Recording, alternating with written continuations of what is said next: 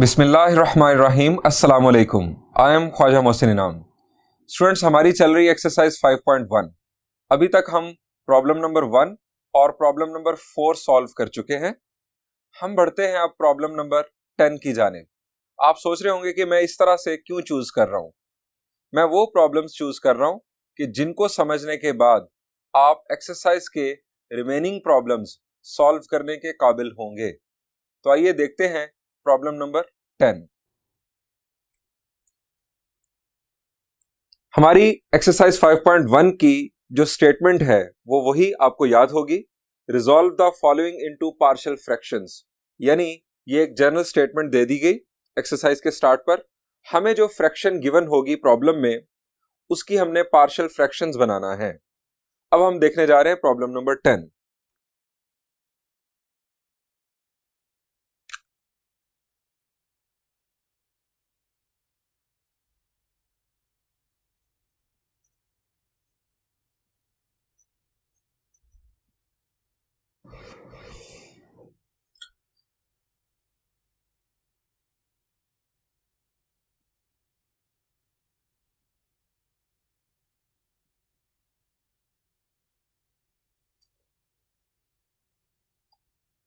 यानी हमारे पास फ्रैक्शन है 1 ओवर 1 माइनस ए एक्स, 1 माइनस बी एक्स और 1 माइनस सी एक्स, यानी ये तीन फैक्टर्स हैं।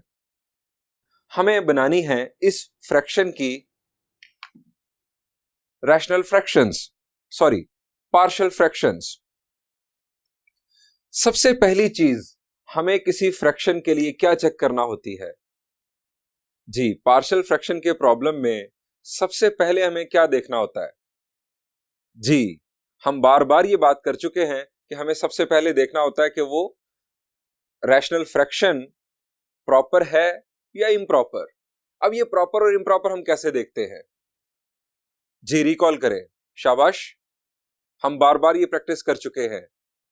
प्रॉपर या इम्प्रॉपर का फैसला होता है डिग्री ऑफ न्यूमरेटर से और डिग्री ऑफ डिनोमिनेटर से। अगर degree of numerator less than हो डिग्री ऑफ डिनोमिनेटर से तो हमारी होती है प्रॉपर रैशनल फ्रैक्शन, और अगर degree of numerator greater than और इक्वल टू हो डिनोमिनेटर से तो हम उसे कहते हैं इम्प्रॉपर रैशनल फ्रैक्शन। हम अभी तक जितने प्रॉब्लम्स डील कर रहे हैं वो प्रॉपर रैशनल फ्रैक्शन के हैं। यहां पर देखिए, न्यूमरेटर जिसे हम पी ऑफ एक्स भी कहते हैं उसकी डिग्री क्या है जी? न्यूमरेटर में एक्स दिखाई नहीं दे रहा तो डिग्री क्या हुई जी? हम कह सकते हैं कि इसके साथ एक्स रेज टू पावर 0 लिखा हुआ है, बिल्कुल कह सकते हैं। सो इसकी डिग्री है 0, यानी ये है 0 डिग्री पॉलिनोमियल। और डिनोमिनेटर में जरा देखें तो हमारे पास है तीन फैक्टर्स। फर्स्ट फैक्टर 1 माइनस ए एक्स, इसकी डिग्री क्या है जी? एक्स की मैक्सिमम पावर है 1, सो इसकी डिग्री हुई 1। यहां पर अगेन 1 और यहां पर भी 1। इसका मतलब क्या हुआ कि डिनोमिनेटर की degree 1। No no no no, ये मिस्टेक नहीं करनी। हमें इनफैक्ट फैक्टर्स की डिग्री नहीं चाहिए है, हमें तो पूरे डिनोमिनेटर की डिग्री चाहिए है। इन तीनों का प्रोडक्ट बेसिकली होगा डिनोमिनेटर, जिसे हम कहेंगे क्यू ऑफ एक्स। सो हमें डिनोमिनेटर की डिग्री के लिए इन तीनों का प्रोडक्ट कंसिडर करना होगा। प्रोडक्ट करने की जरूरत नहीं है, सिर्फ आपके अंदर एक कॉमन सेंस होनी चाहिए। आप जस्ट इमेजिन करें कि अगर इन तीनों का प्रोडक्ट कर दिया जाए तो एक्स की मैक्सिमम पावर क्या होगी? जरा देखिए, 1 अगर मल्टीप्लाई किया जाएगा 1 माइनस बी एक्स के साथ तो हमें हासिल होगा 1 माइनस बी एक्स। जब हम माइनस ए एक्स को मल्टीप्लाई करेंगे इधर तो माइनस ए एक्स 1 के साथ मल्टीप्लाई होगा तो माइनस ए एक्स, और जब बी एक्स के साथ मल्टीप्लाई होगा तो हमें हासिल होगा plus A B X square, plus A B X square. यानी ये हमारी होगी हाईएस्ट डिग्री टर्म इन दोनों को मल्टीप्लाई करने से। अब ये plus A B X square जब मल्टीप्लाई होगा तीसरे लीनियर फैक्टर के साथ तो ए बी एक्स स्क्वायर जब मल्टीप्लाई होगा सी एक्स के साथ तो ये बन जाएगा A B C X cube, यानी ये वो टर्म होगी जो डिनोमिनेटर की डिग्री डिफाइन करेगी। आप तीनों को रफ में प्रोडक्ट करके भी देख सकते हैं, आपको पता चलेगा कि डिनोमिनेटर की डिग्री 3 है। सो न्यूमरेटर की डिग्री है 0 और डिनोमिनेटर की डिग्री ऊपर आ रही है 0 और यहां पर आ रही है डिग्री 3। न्यूमरेटर की डिग्री डिनोमिनेटर की डिग्री से कम है, इसका मतलब यह हुआ कि ये प्रॉपर रैशनल फ्रैक्शन है। सो हम लेट करेंगे इसकी पार्शियल फ्रैक्शंस, जो हमारा प्रोसीजर है। इसका सॉल्यूशन आगे बढ़ाते हैं।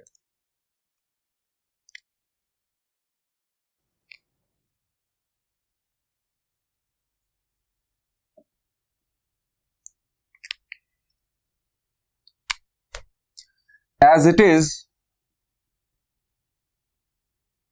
a proper rational fraction, so let, चूंकि ये प्रॉपर रैशनल फ्रैक्शन है सो हम लेट करते हैं। क्या लेट करते हैं ये जरा अब मैं आपसे पूछूंगा।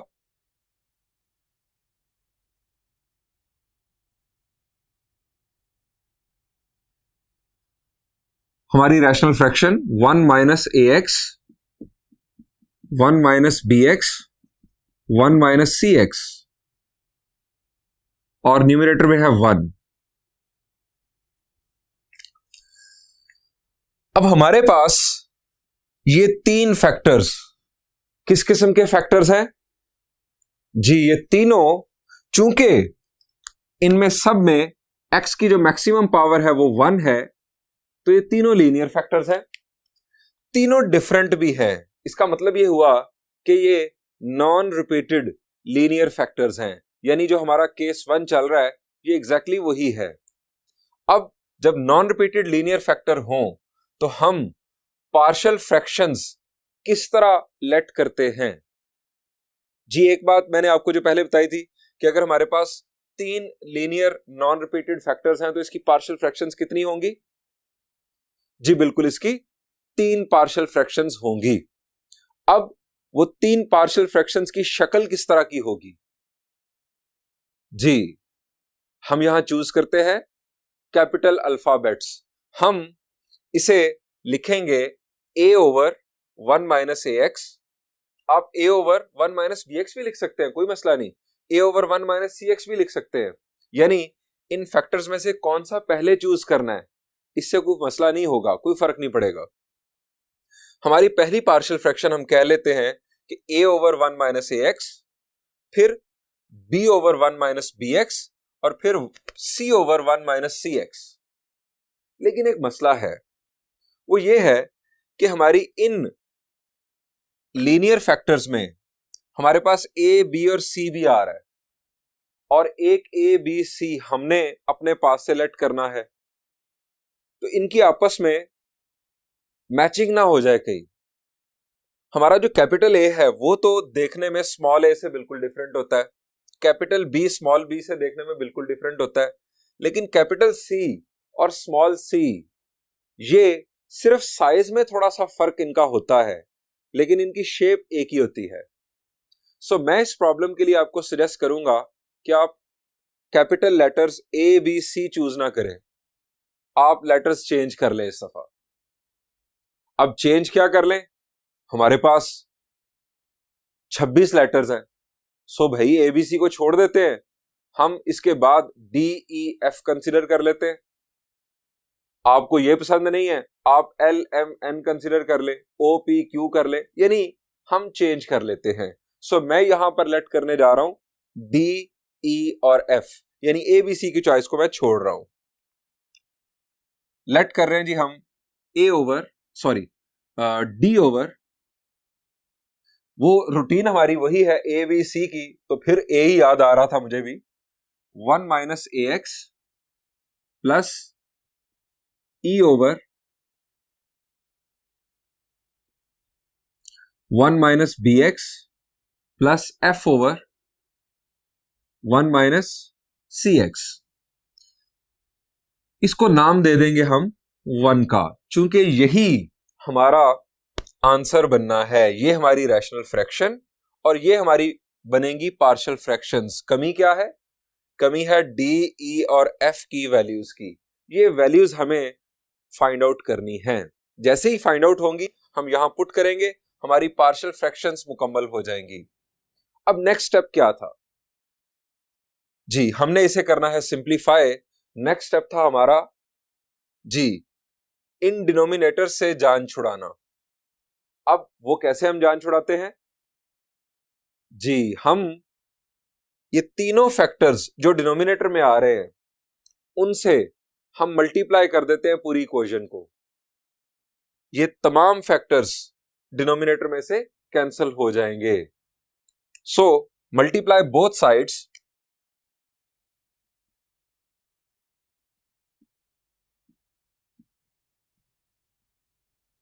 बाय 1 माइनस ए x, 1 minus B x, 1 minus सी एक्स, यानी इन तीनों से हम मल्टीप्लाई कर देते हैं। मकसद डिनोमिनेटर से जान छुड़ाना।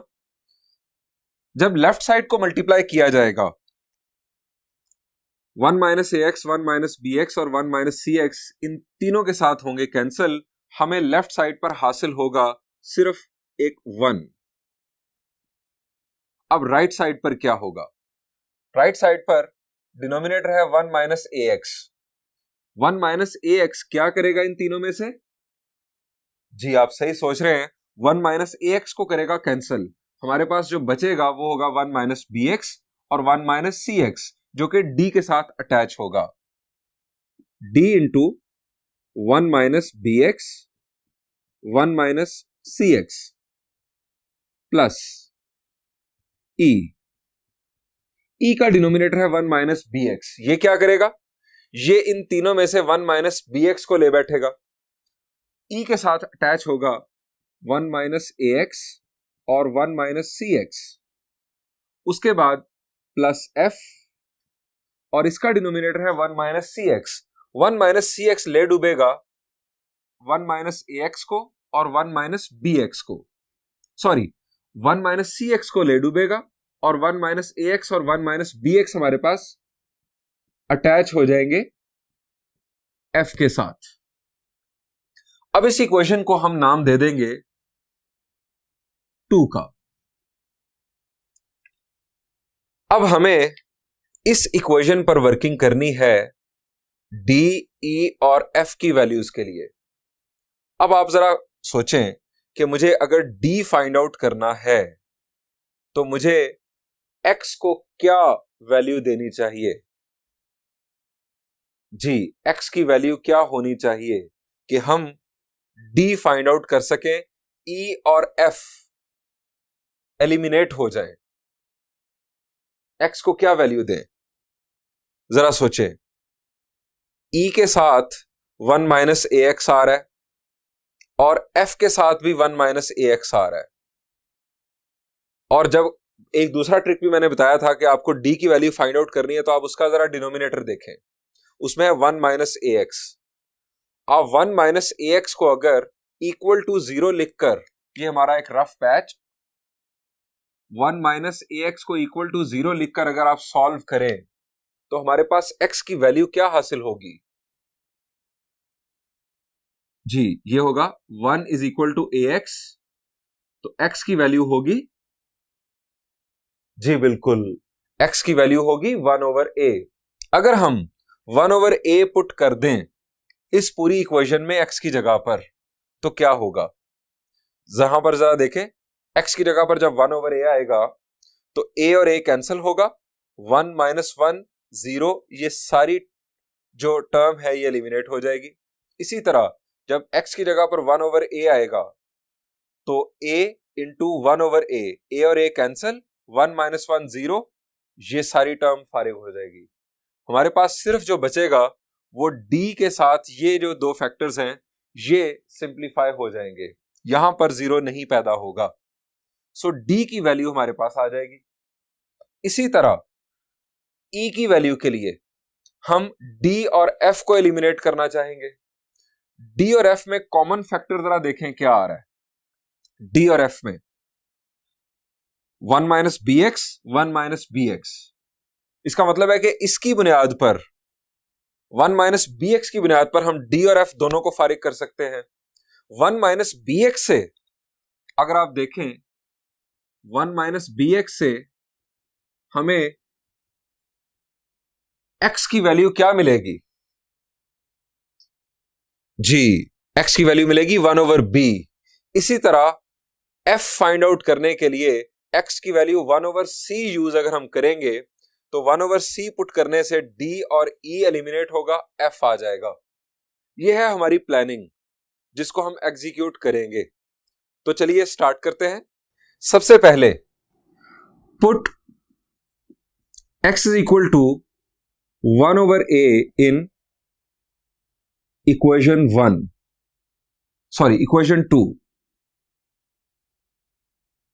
इक्वेशन 2 में हम x की जगह पर 1 ओवर ए पुट करने जा रहे हैं। 1 इज इक्वल टू डी। अब मुझे x की जगह पर 1 ओवर ए पुट करना है। हम इसको लिखेंगे 1 माइनस बी, एक्स की जगह पर आ गया 1 ओवर ए, इंटू 1 माइनस सी, एक्स की जगह आ गया 1 over A, plus E 1 minus A, x की जगह 1 over A, 1 minus C, X की जगह 1 over A, plus F 1 minus ए और एक्स की जगह पर अगेन 1 ओवर ए, और 1 माइनस बी, एक्स की जगह पर 1 ओवर ए। अब इसे करना है हमने सिंप्लीफाई। हम जान चुके हैं, पहले से हमें मालूम है कि ई और एफ ने एलिमिनेट होना है। अब जरा गौर भी कर लें, आपको बात अच्छी तरह समझ आ जाएगी कि ये कैसे एलिमिनेट होने जा रहा है। आप जरा देखें कि ए इस ए के साथ होगा कैंसिल, 1 माइनस 1 हो जाएगा 0। जब 0 मल्टीप्लाई होगा तो ये सब को ले बैठेगा, ई और ये 1 माइनस सी ओवर ए सब फारिग, यानी ये टर्म फारिग, यहां पर 1 माइनस 1 0, ये भी फारिग। सो हम क्या लिखेंगे नेक्स्ट स्टेप में? 1 is equal to D 1 minus B over A, 1 minus C over A, plus यहां पर आप 0 प्लस 0 इसका तस्करा कर दें कि यहां पर कोई हुआ करता था, यहां कोई ई वाली टर्म, कोई एफ वाली टर्म मौजूद थी जो कि 0 हो गई। अब इसे फर्दर हमने सॉल्व करना है। इसे फर्दर सॉल्व करने के लिए students 1 is equal to d into, यहां पर क्या करें जी, within the bracket 1 minus B over a. Simplify करने के लिए हमें करना चाहिए जी, एलसीएम करना चाहिए। एलसीएम क्या होगा जी? यहां पर एलसीएम होगा ए। सो न्यूमरेटर में क्या आ जाएगा? यहां है 1, तो ए के अगेंस्ट ऊपर आ जाएगा ए माइनस बी, और दूसरी तरफ भी ए एलसीएम, 1 के अगेंस्ट फिर ए माइनस सी। हमारे पास डी की वैल्यू क्या बनेगी? यहां पर आप गौर करें जरा, डी की वैल्यू क्या बनेगी? ये दोनों प्रोडक्ट होंगे। प्रोडक्ट इनफैक्ट हम परफॉर्म नहीं करेंगे न्यूमरेटर में। ए इंटू ए क्या हो जाएगा? ए इंटू ए होगा ए स्क्वायर। ए स्क्वायर का दूसरी तरफ क्या मामला होगा जी? ए स्क्वायर मल्टीप्लाई हो जाएगा 1 के साथ, और ये ए माइनस बी और ए माइनस सी डिनोमिनेटर में आ जाएंगे। यानी हमारे पास जो डी की वैल्यू होगी वो कुछ इस तरह की होगी, d is equal to a square over a minus b into a minus c. ये है हमारे पास वैल्यू ऑफ डी। इसको जरा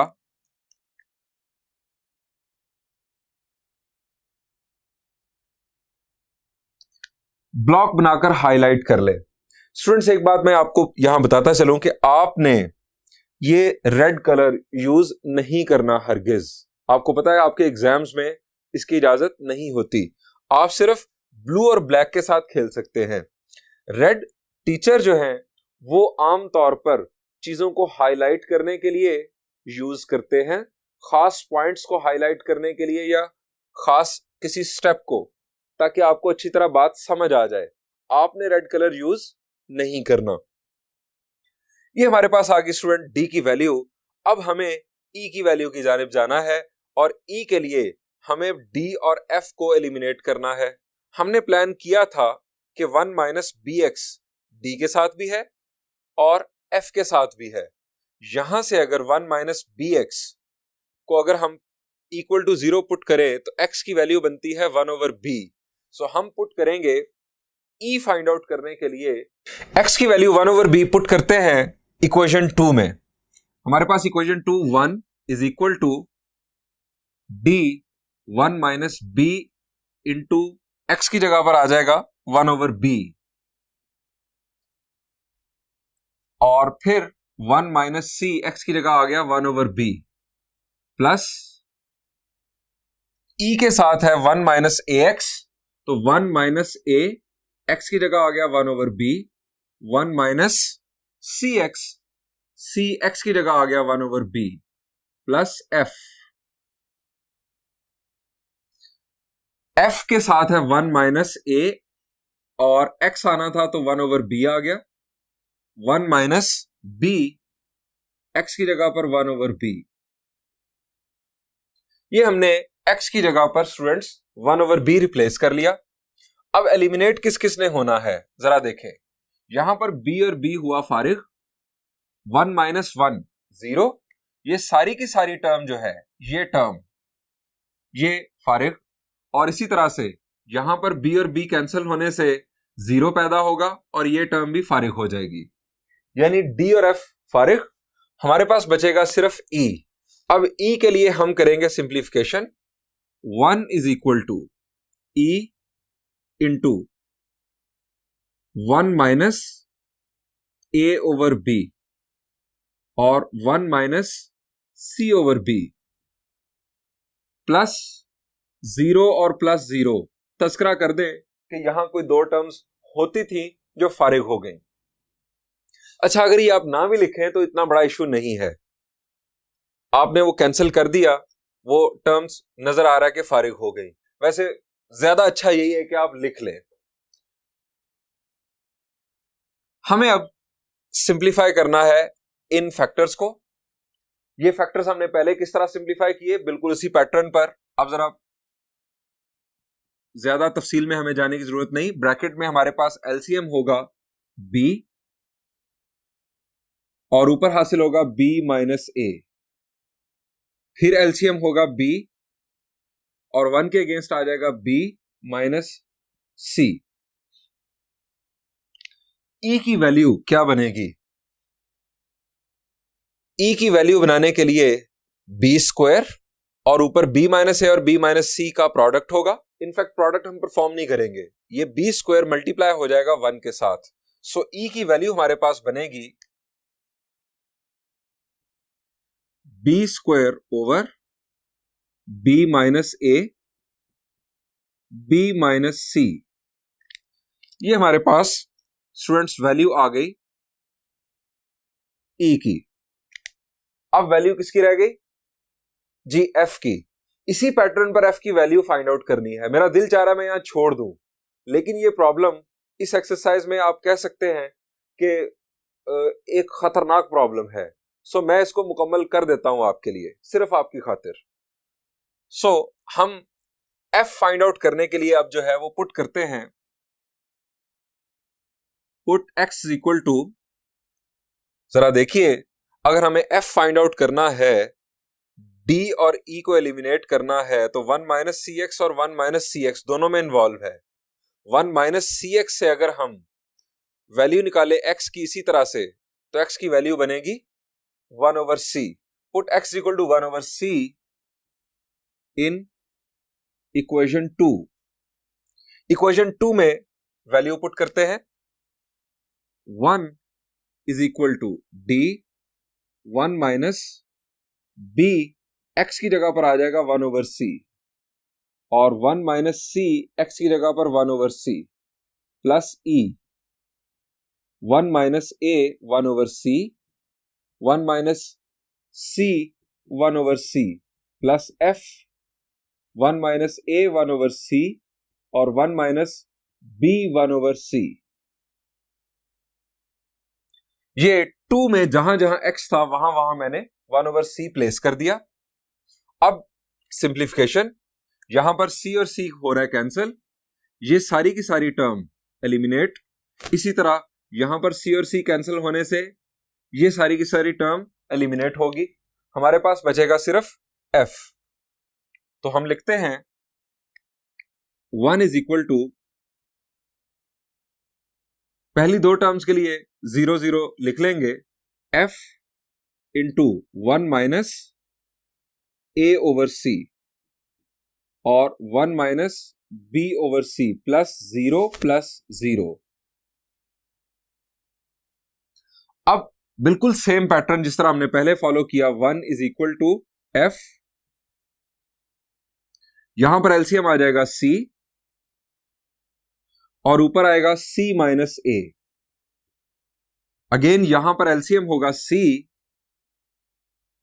और न्यूमरेटर में आ जाएगा c माइनस b। अब यहां स्टूडेंट्स मैं आपको बताना चाहूंगा कि मैंने ये d, e और f खास तौर पर क्यों चूज किया था। अगर हम a b c चूज करते शुरू में, जरा यहां पर आए, अगर हम यहां पर a b और c चूज करते तो जहां अभी हम f ला रहे हैं वहां पर आना था c। जरा यहां देखें, ये जो f है इसकी जगह पर आना था c। अब इस जगह पर अगर मैं c लिखूं तो मेरे कैपिटल C में और स्मॉल c में आपको कोई खास फर्क नहीं पता चलना था। मेरा दिल चाहना था कि मैं इस c को इस c के साथ कैंसिल कर दूं, चूंकि यहां पर c होना था। कैपिटल C में और स्मॉल c में कोई खास फर्क नहीं दिखाई देता, सिर्फ साइज का फर्क होता है, और वो भी राइटिंग में नहीं रहता। सो इस वजह से मैंने D, E और F चूज किया। आप भी इसी प्रैक्टिस को फॉलो कीजिएगा कि अगर आपके प्रॉब्लम में वही अल्फाबेट्स आ रहे हों तो आप अपने अल्फाबेट चेंज कर लें। सो ये हुआ फायदा हमारा D E और F चूज करने का। अब F की वैल्यू यहां से क्या बन रही है जी, F की वैल्यू c स्क्वायर मल्टीप्लाई होगा 1 के साथ, और c माइनस a और c माइनस b आ जाएगा डिनोमिनेटर में। सो F की वैल्यू होगी c square over c minus a, c minus b, ये हमारी वैल्यू। अगेन आपके लिए क्या आपने रेड कलर यूज नहीं करना। हमारी D, E और F की वैल्यूज आ चुकी। ये D, E और F की वैल्यूज के जिनकी वजह से हमारी पार्शियल फ्रैक्शंस नामुकम्मल थी। अब ये वैल्यूज हम पुट करते हैं 1 में। पुटिंग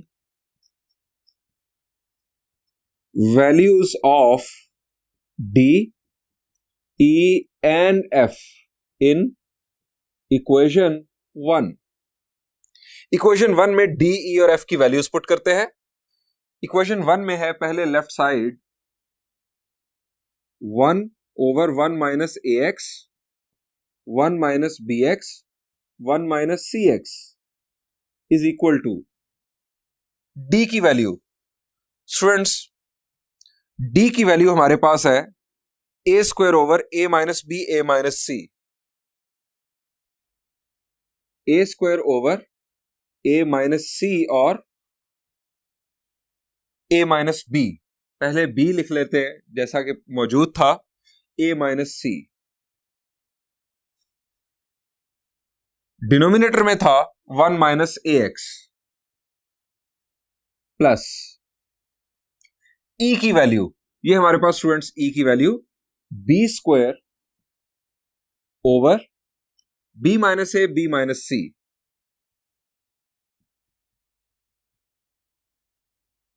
और डिनोमिनेटर में है हमारे पास 1 minus B x plus F की value C square over C minus A C minus B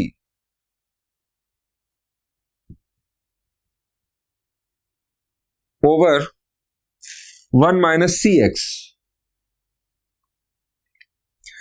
ये थी हमारी गिवन रैशनल फ्रैक्शन और ये हमारी 3 पार्शियल फ्रैक्शंस आ चुकी हैं। सिर्फ मसला क्या है, हमें इन पार्शियल फ्रैक्शंस को करना है सिंप्लीफाई। अब इसकी सिंप्लीफिकेशन क्या होगी जरा बताइए जी। यहां पर ये 3 मंजिला 3 स्टोरी फ्रैक्शन है। ये इसका क्या होगा, ये जो न्यूमरेटर के अंदर एक डिनोमिनेटर मौजूद है, तो मैं एक लाइन बोल रहा हूं, आप याद रखिएगा। न्यूमरेटर का डिनोमिनेटर, न्यूमरेटर का डिनोमिनेटर डिनोमिनेटर के पास आ जाता है। न्यूमरेटर का डिनोमिनेटर डिनोमिनेटर के साथ आ जाता है, यानी ये जो है ये मल्टीप्लाई हो जाएगा नीचे। हम पार्शियल फ्रैक्शंस जो लिखेंगे वो होगी पहली partial fraction A square over a minus C into 1 minus A x. B minus C multiply हो जाएगा 1 माइनस बी एक्स के साथ। इसी तरह सी माइनस बी आ जाएगा 1 माइनस सी एक्स के साथ। हम यहां कंक्लूड करते हैं, हम यहां लिखेंगे hence partial fractions are. Partial fractions हम जो है वो अब लिखने जा रहे हैं कि जो हमारी बनी है फाइनली। ए स्क्वायर न्यूमरेटर में, डिनोमिनेटर में आ जाएगा ए माइनस बी, ए माइनस सी और 1 माइनस ए एक्स प्लस बी स्क्वायर आ जाएगा न्यूमरेटर में और डिनोमिनेटर में B minus a, b minus C 1 minus B x plus c square numerator में और सी minus A, C minus B और 1 माइनस सी एक्स। स्टूडेंट्स, ये है हमारी रिक्वायर्ड पार्शियल फ्रैक्शंस जो हमें मालूम करनी थी। डिस्कस करते हैं नेक्स्ट प्रॉब्लम्स। स्टूडेंट्स, हमने सॉल्व किया अभी प्रॉब्लम नंबर 10। इसी तरह का एक और प्रॉब्लम है, दैट इज प्रॉब्लम नंबर 6। अब मैं आपको कुछ प्रॉब्लम्स के ऐसे ही ओवरव्यू दूंगा, आप उन प्रॉब्लम्स को खुद सॉल्व करेंगे। प्रॉब्लम नंबर 6 देखते हैं कि वो किस तरह का है।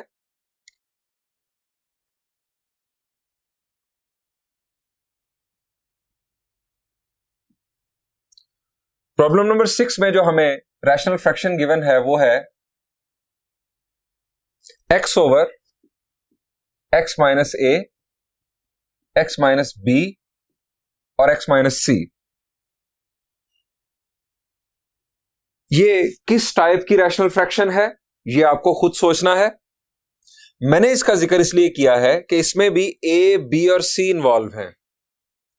आप जब लेट करेंगे अपनी पार्शियल फ्रैक्शंस, 1, 2 और 3 पार्शियल फ्रैक्शंस होंगी क्योंकि इसके डिनोमिनेटर में 3 लीनियर फैक्टर्स हैं।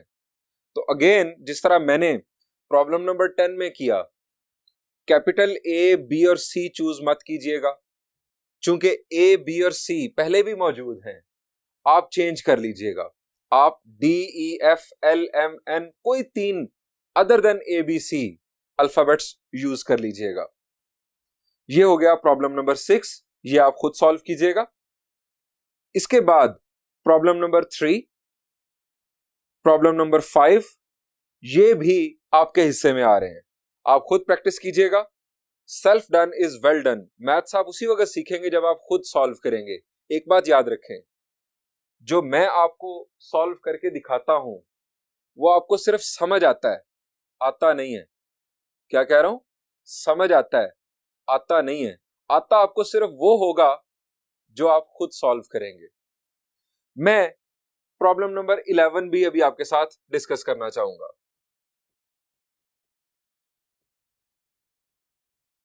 हमारे पास है यहां पर न्यूमरेटर में x square plus a square और डिनोमिनेटर में है x square plus b square, x square plus c square, x square plus d square.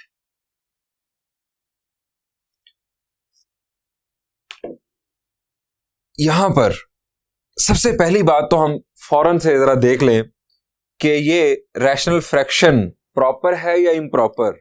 इसमें न्यूमरेटर में डिग्री क्या नजर आ रही है? जी, न्यूमरेटर में डिग्री नजर आ रही है 2 और डिनोमिनेटर में यहां पर इस फैक्टर में डिग्री 2, फिर डिग्री 2 और फिर डिग्री 2। जब इन तीनों का प्रोडक्ट होगा तो अल्टीमेटली एक्स की मैक्सिमम पावर क्या बनेगी?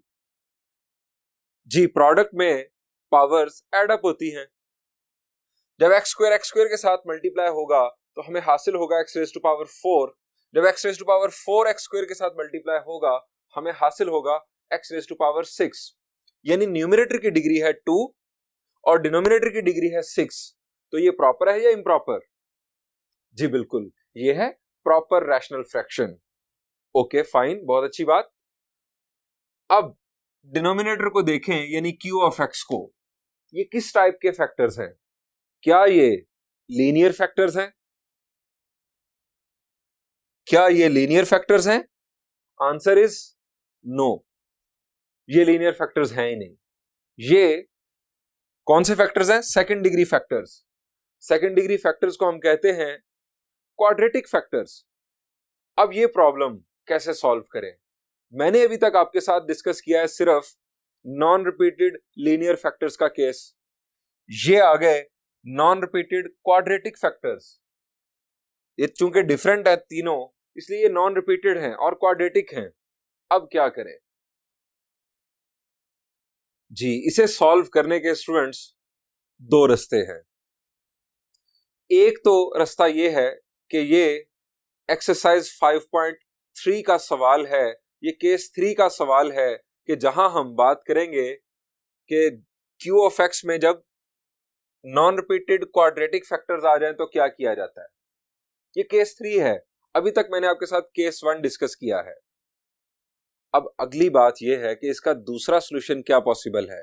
मैंने कहा दो पॉसिबिलिटीज हैं। क्या हम इन क्वाड्रेटिक फैक्टर्स को लीनियर फैक्टर्स में तब्दील कर सकते हैं अपने काम निकालने के लिए? जरा गौर करें, क्या ये एक्स स्क्वायर को फारिग करवाया जा सकता है? ऐसी कुछ देर के लिए ऐसे कहें भाई थोड़ी देर के लिए जरा इजाजत दें हमें, हम आपसे इजाजत लेकर हम यहां पर किसी और को ले आए और ये क्वाड्रेटिक फैक्टर्स हमारे बन जाएं लीनियर फैक्टर्स। आखिर में जाके वापसी कर लेंगे। यही मैथ्स की मौज है, हम कुछ लट करके अपना काम निकाल लेते हैं। यहां पर अगर मैं एक्स स्क्वायर को रिप्लेस कर लूं वाई से, जैसा कि ये हिंट भी मौजूद है इनफैक्ट एक्सरसाइज में, पुट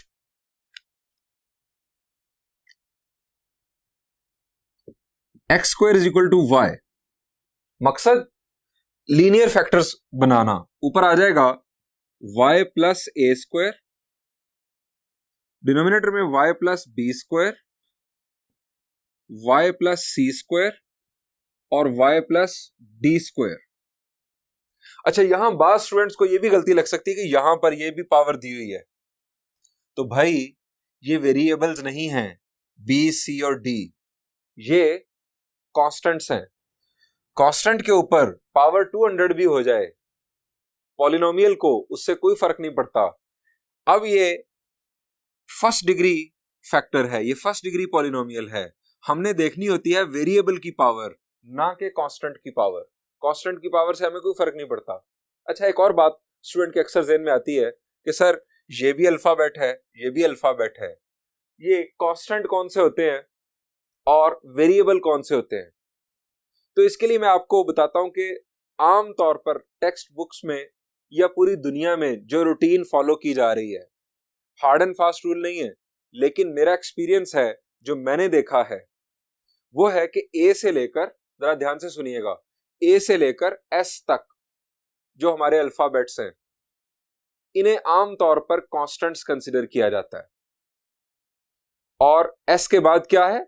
t से लेकर z तक यानी z तक ये वेरिएबल कंसीडर किए जाते हैं। आमतौर पर जितनी टेक्स्ट बुक्स या डिफरेंट मैथ्स की बुक्स लिखी जाती हैं उसमें यही रूटीन फॉलो की जाती है, यानी a से s ये हो गए कांस्टेंट्स और t से z ये आमतौर पर वेरिएबल कंसीडर किए जाते हैं। ये है कांस्टेंट्स। अब बात अपनी वापस लेकर आते हैं। ये हमारे पास बन गया हमारा एक प्रॉब्लम, x फारिग हो गया वक्ती तौर पर और y आ गया। अब ये हैं linear factors, non repeated linear factors.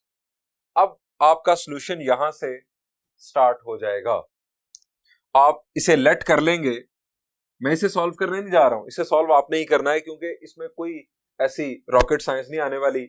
मैंने जो प्रॉब्लम आपके लिए सॉल्व किया है, खासतौर पर पिछला प्रॉब्लम नंबर 10, वो इनमें सबसे खतरनाक था, वो मैंने कर दिया है। आप इसे लेट करेंगे, चूंकि इसमें B, C और D इन्वॉल्व है, A भी इन्वॉल्व है।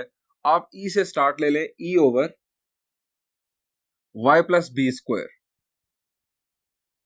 Plus F over y plus c square plus G over y plus d square.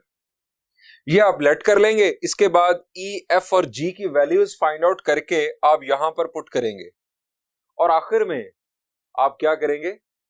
इस y का थैंक यू अदा करेंगे कि इस y ने आकर आपकी जान छुड़ाई, क्वाड्रेटिक फैक्टर से बना दिए लीनियर फैक्टर्स। y का करेंगे थैंक यू, उसे अच्छे अल्फाज में अल्लाह हाफिज करेंगे और वापस लेकर आएंगे x स्क्वायर को। यानी हमारा जो फाइनल आंसर होगा उसमें दोबारा हमें x स्क्वायर ही दिखाई दे रहा होगा पार्शियल फ्रैक्शंस के अंदर। तो स्टूडेंट्स, इस एक्सरसाइज में अब दूसरी कैटेगरी इम्प्रॉपर रैशनल फ्रैक्शंस की अब मैंने बढ़ना है उसकी जानिब, लेकिन आपको दे रहा हूं एक ब्रेक। थैंक यू एंड अल्लाह हाफिज।